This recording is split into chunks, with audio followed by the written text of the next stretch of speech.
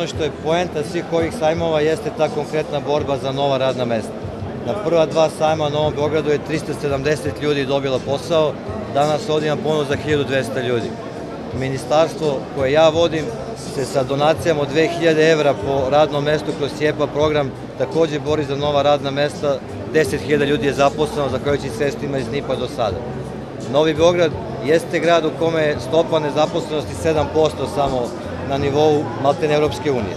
I to je dokaz da mi koji smo odrasli u Novom Beogradu, koji smo ga znali pre 10-15 godina, sada ne možemo ga prepoznati. Ja verujem da će naša ideja razvoja Beograda na drugoj obali Dunava, mada to nakon danas izgleda potpuno nemoguće, tamo da su Borča, Ovča i Krnjača, zaista dovesti od toga da mi za 10 godina i tamo imamo neki Beograd 3.